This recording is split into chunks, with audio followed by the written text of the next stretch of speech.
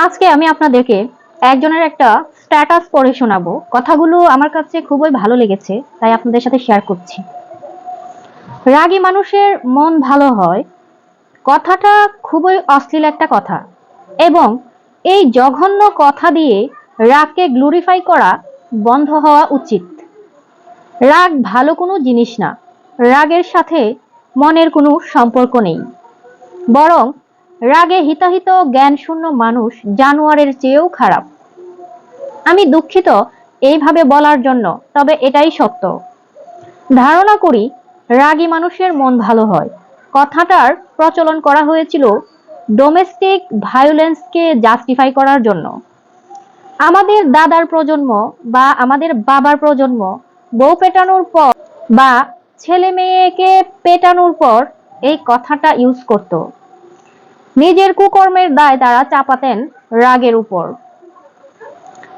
আবার সাধারণত নির্যাতিত হওয়ার পরেও ঘরের বউ বা ছেলে মেয়ের জবাব হতো এমন, আমার বাবার রাগটা একটু বেশি, কিন্তু মনটা অনেক ভালো। রাগের মাথায় বউ পেটানো, বাচ্চা পেটানো, ছাত্র ছাত্রী পেটানো, এমনকি রাগের মাথায় 3 তালাক দেওয়া।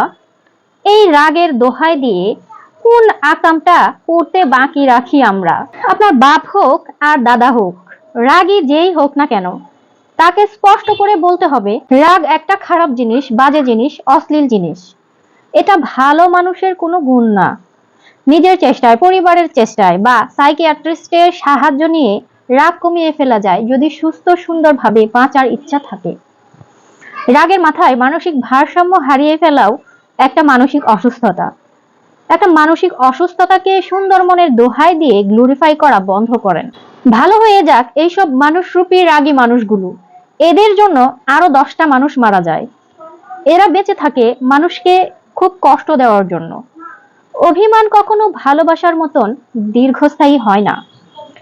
খুব অল্প সময়ের জীবনে আমাদের সুস্থ সুন্দরভাবে বেঁচে থাকার জন্য নিজেকে ও নিজের রাগ, ইগো, অহংকার, ইমোশন এগুলোকে নিয়ন্ত্রণ করতে শিখুন। অসময়ের ভালোবাসা জীবনে কোনো কাজেই আসবে না, তাই সময়ের কাজ সময়ে করুন, সময়কে নিজের নিয়ন্ত্রণে রাখুন জীবনে।